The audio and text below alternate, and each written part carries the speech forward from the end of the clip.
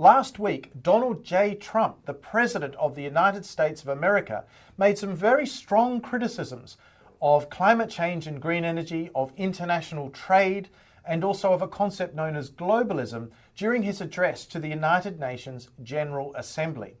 But did he have a point? Well, that's exactly what we're going to explore in today's episode of Climate Mundial's Energy and Climate Weekly. So let's get right into it.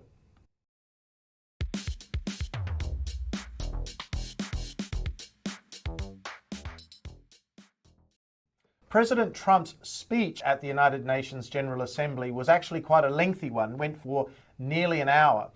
And we're not going to go into detail on everything that was said, but in particular, I'm going to refer to a number of quotes which were also highlighted in a press release that was made after the speech through the White House and is actually on the White House website. And it's very important to analyze three comments in particular, which we'll go through now one by one. On climate change and green energy, President Trump said, "I am telling you that if you don't get away from the green energy scam, your country is going to fail." And President Trump also made several references to a concept known as footprinting, which is essentially the measurement of greenhouse gas emissions relating to activities during the intervention. On the topic of globalism, he said, "The entire globalist concept of asking successful industrialized nations to inflict pain on themselves and radically disrupt their entire societies must be rejected completely and totally, and it must be immediate." And then finally, on the topic of international trade, President Trump went on to say, "The challenge with trade is much the same as with climate. The countries that followed the rules, all their factories have been plundered by countries that broke the rules. That's why the United States is now applying tariffs to other countries."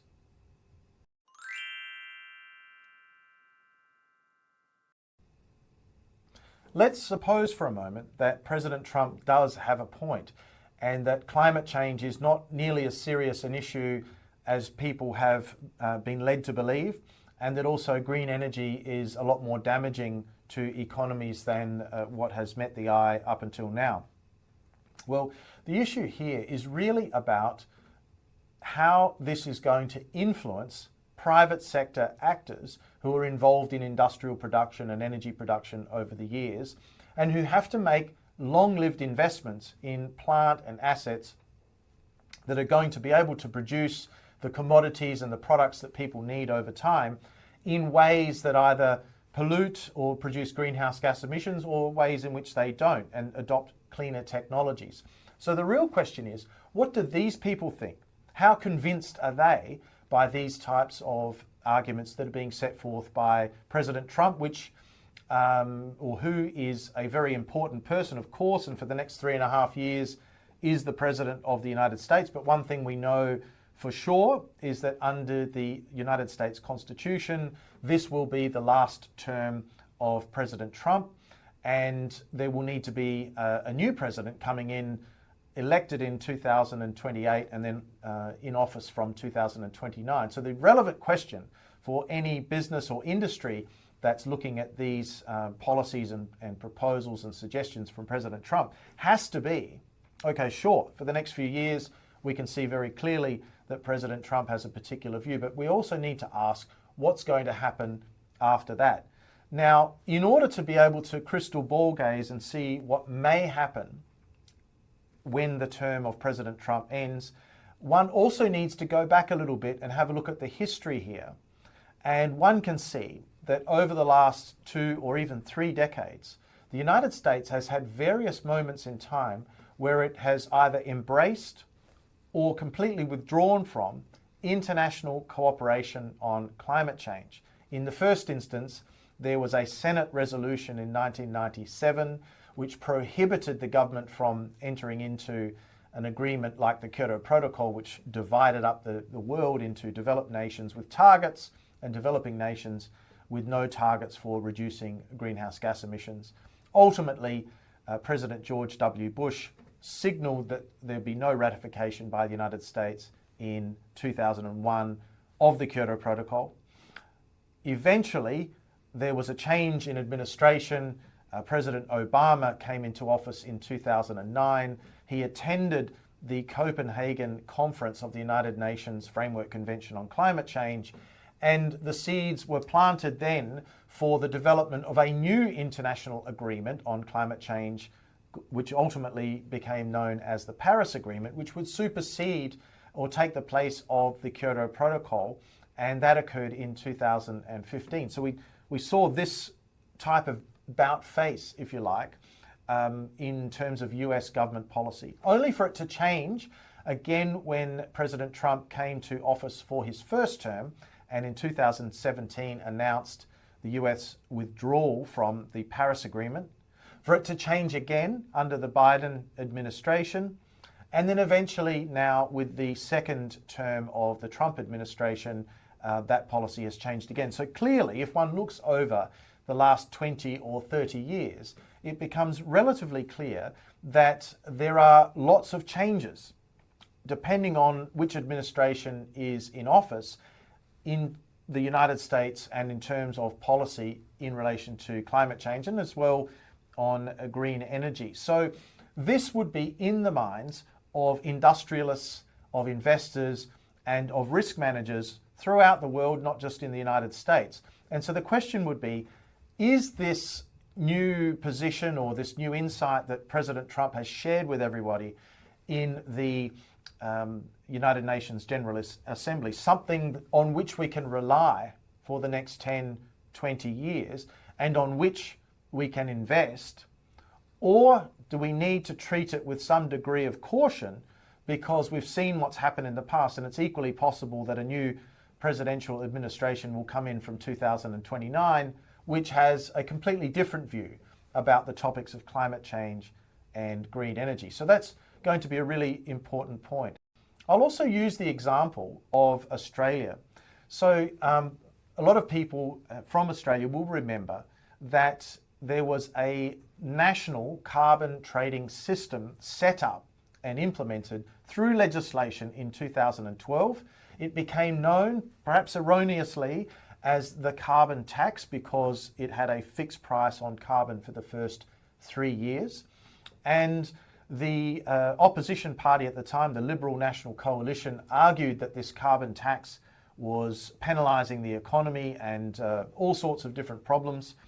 And eventually, that opposition party was actually elected in a bit of a landslide and then held good on its promise to repeal the national carbon pricing system that existed, and that happened in 2014. So one could have easily been forgiven for thinking that market-based approaches to climate change in Australia were now resoundingly defeated, the repeal had taken place, and that was the end of the discussion. And yet here we are, 11 years later, 2025, and Australia more or less has a national carbon pricing system once again. It's called the Safeguard Mechanism. It's not nearly as encompassing in terms of what sectors of the Australian economy it does cover. That's true. However, it is very much a baseline and credit emissions trading system that requires entities that are short of permits to actually purchase permits, and if they don't comply, there are civil penalties. So there's actually, in many respects, an emissions trading system now in place in Australia, and there's even a discussion that's being held about reverting to something like a national carbon price. Even though the government has not necessarily agreed to it, there are certainly some learned economists, some of which have fairly close relations with the government, are proposing that Australia revisit the topic of a national carbon price. So in Australia, in 2014, one could easily have been forgiven for assuming that the public has spoken, there was a mandate for the government to repeal the carbon price, and that would be the end of the discussion. But it wasn't. And what we've seen is that the discussion endures. And that's really the issue, is to what extent is what President Trump says, be that right or wrong, going to be a sustainable policy environment on which firms who generate production that have greenhouse gas emissions or have the alternatives to produce using low emissions technologies are seriously going to either change their investment behaviour or carry on with business as usual. Is this a compelling proposition, and is there certainty that long-lived investments, that is, investments that need 10, 15, even 20 years to pay themselves off, like, for example, power plants or roads or rail networks or factories that produce all sorts of industrial products as well as consumer goods, is that enough to actually change their approach? And I think when one looks at the degree to which the consensus has built over the time frame from the very early 90s, when climate change was first agreed globally as an issue that required some degree of management on the basis of what we call the precautionary principle. So it's not that we're certain that anything specific is going to happen, but the balance of probability suggests there might be a problem here, and it's worth making some investments today to safeguard from the possibility of these low probability perhaps, but high consequence events from happening in the future. That logic was promoted in the 90s, but it's gradually gained acceptance over the years and is probably now as accepted as it has been in the business community, in the capital markets, within financial investors and so forth, and also for a lot of citizens around the world. So the real question here is, to what extent does this really represent a departure from, or does President Trump's talk at the United Nations represent a clear departure from that which has been previously understood and is very much the trend globally? And that's really the issue here with regard to the statements that President Trump made on climate change.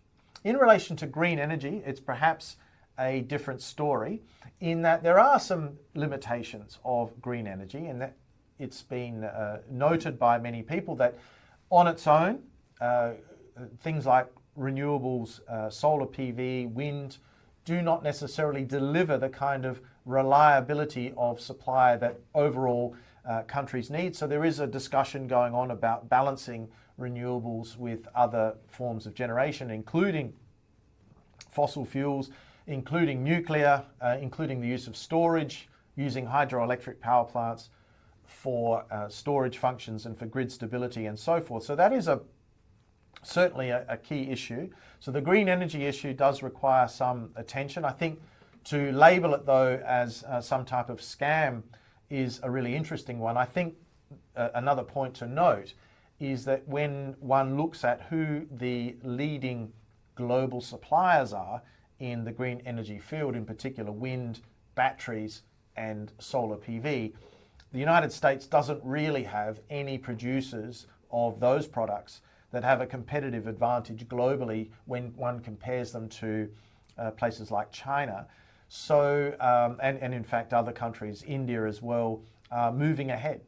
So it may well be that the idea to label something like clean energy or green energy as a scam may actually be, in some ways, talking to America's or the United States' book as opposed to being a genuine issue. But certainly most people in the energy industry will acknowledge that there are some issues that still require resolution from green energy. But to call it a scam is a very extreme statement, and does require some degree of objectivity to evaluate whether that really means let's abandon all of our plans to move forward with clean energy, even if it's integrated with other forms of energy like nuclear or like fossil fuels, versus moving ahead with the plans that many countries are developing and intend to rely upon going forward to develop and implement cleaner ways of generating electricity. The next point we'll consider is the one relating to globalism. Well, globalism is an interesting term. It's been increasing in its use probably over the last 5 or 10 years. And a lot of the people who use the word globalist are actually probably themselves a little bit nationalist. So it's important to point out here that probably the most important ideology that is accepted globally is that of nationalism. That is, that there are collections of people who get together and form nation states, and that ultimately those nation states are sovereign and have the right to determine their own policies and their own future. So that's sort of the general idea behind nationalism, and it is an ideology that has very strong roots and is well accepted across the world in a majority of locations. So it's important to point out that is a very strong feeling. There is also this idea of globalism. Now, the globalism agenda is very similar to the concept that's used in international relations, which sets out institutions that sit above, if you like, nation states, and try to provide some type of forum through which states can cooperate with one another. And there are different scholars and people who look at these issues very closely, who believe that in reality institutions represent certainly a great opportunity for countries to organise cooperation. But at the end of the day, if ever there is an example where the institution is promoting something which contradicts the national interests of a country, that especially where those countries are particularly powerful and can't be compelled to do anything otherwise, that it's usually that the powerful countries do what is in their national interest, and then the institutions eventually start to reflect the lowest common denominator of what all of the countries' interests actually determine. So in that respect, there is a school of scholarly thought, if you like, which probably agrees with President Trump that globalism as a concept, or the idea that there can be these institutions that are above nation states and that can actually determine what nation states do, is probably true to some extent. But there's probably also a lot more to that. And there are many good things that have actually happened as a result, and very good examples of where nation states have actually sought to be part of a collective and adopted policies and practices that actually align with these global institutions. And in particular, one can look at things like international trade, areas like climate change, and there are many others where countries have decided that the right approach to take is to actually be part of an international agreement to get together on a regular basis and review all of this as a means of moving forward on international cooperation, and then making law in their own countries that actually reflects the general provisions of those international agreements. So to argue that globalism is destructive or is not productive for nation states is probably a little bit too far, even though the realist school of international relations would certainly agree and say, look, international institutions do not overall really change state behaviour. Rather, it is that states eventually shape those institutions such that the rules end up looking a lot more like the lowest common denominator of a collection of the most powerful countries involved in those agreements. So on this one, I would say that President Trump may have some points, but in general has probably not necessarily taken into account the numerous good examples where there has been international cooperation under institutions, globalist institutions, if you like, to use that terminology, even though I have to be honest, I don't really like to use the term globalist myself, but in any case, it's being used by President Trump, and in that respect, I can probably point to several examples just off the top of my head, as I have done, where there has actually been some successful implementation of these global agreements, and some evidence, not complete evidence, but some evidence that there are states who have in fact changed their behaviour in relation to the desire to be part of this international collective that works together on specific issues of international interest.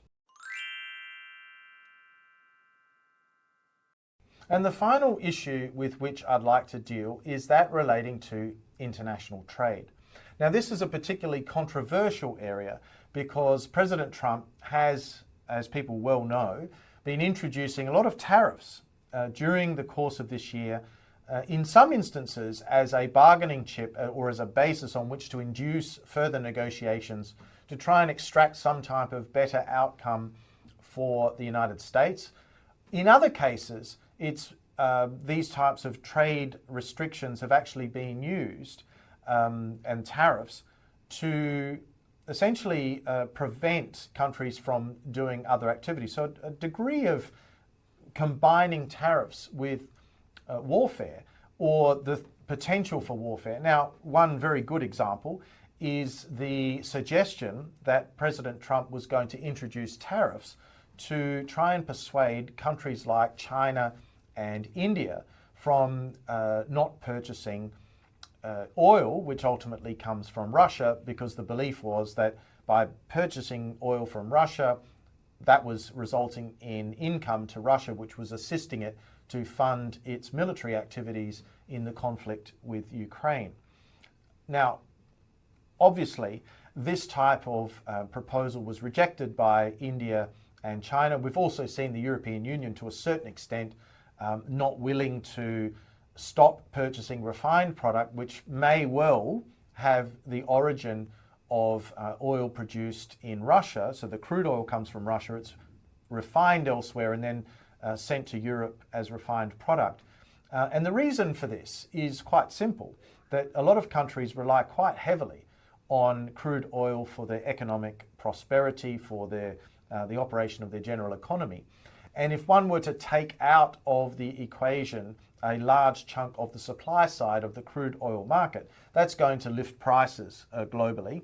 And in some cases, the price rises may be so significant that they filter through economies in general, make everything more expensive, or everything that's linked to transport and the cost of crude oil and refined products.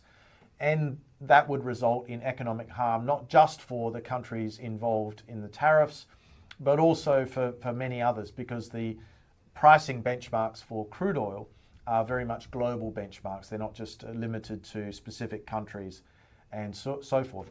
Crude oil is itself one of the most important, if not the most important, global commodity. So what we've seen is that President Trump certainly has been introducing these tariffs, but at the same time, he's been heavily critical of, again, the institutions like the World Trade Organization, which have been set up to try and establish a framework within which the countries of the world can actually cooperate in terms of international trade. Now, that's quite unusual, because the United States as a country has been very heavily involved in the establishment of the World Trade Organization in the first place. So this is quite a radical view of President Trump that differs from many previous administrations from the United States, and probably differs from the positions of many administrations that will come thereafter. So it's very important to notice, or to take note of this particular point. But there's even a more important point here to make, and that is that international trade has been very beneficial to the United States over the years, and allowed it to achieve, or its citizens to achieve, economic prosperity, because they've been able to trade with countries that have comparative advantages in producing products and producing resources in other locations, and exchanging those, if you like, with goods and services that could be produced in the United States, which also have a comparative advantage. And as a result, this leads to allocations of resources that are what we call in economics optimal. And as a result, citizens become wealthier as a consequence, and firms generate more profits. It's also important to recognize that a very learned economist from the United States, the late Professor Milton Friedman, once gave a very good example, which was based on an example that had previously been given by Adam Smith in a book called The Wealth of Nations, where he actually described the way in which international trade can work on the construction of a pencil, where all sorts of different products were needed, including graphite, including timber products to create the casing for the graphite or the lead pencil. There needed to be some rubber. There needed to also be some steel to create the machinery that would cut the graphite and the wood. And it was highly improbable that anyone in the supply chain relating to creating that pencil actually knew who each other was, or for that matter, what the provenance was, or the provenance was of all of those materials, and that it didn't require any government to be involved in organising that production, and that the private sector and private enterprise would be able to create that pencil and organise all of the resources by itself. It didn't require any government intervention. So as we can see, that example given by Professor Milton Friedman is a very powerful one, because it actually shows us that the international trading system, particularly one where there might be one country that's got a comparative advantage in timber, another that can produce steel, another that can produce graphite, can then contribute to the creation, if you like, through market forces of something as useful for people as a pencil. So in that respect, international trade is fundamental in some respects to giving rise to the welfare of people. And it's actually the introduction of barriers to trade which limits the ability of private individuals and of firms to specialise, to exploit their comparative advantages, and to increase their welfare through trade. So it's a very ironic thing that a country like the United States, that has benefited so much from international trade and that has so much to gain from reduced barriers to trade rather than increased barriers to trade, is now taking this kind of approach, or at least the president is taking this kind of approach. Now, that may all sit within a broader context, which is that the use of tariffs and so forth is actually being done to try and compel other countries to take certain political actions that would be the preference of the United States. And that may well be the case, because I think deep down, even President Trump would probably know, as a business person originally himself, would probably know that reducing barriers to trade and not introducing them leads to better outcomes and better welfare. So it must be, in some respects, related to these broader political objectives that the president has, and certainly the administration has, and is trying to implement globally. So that's probably the most important conclusion I can make from this particular discussion and criticism of the international structures that have been set up to promote things like free trade, including, but not limited to, the World Trade Organization.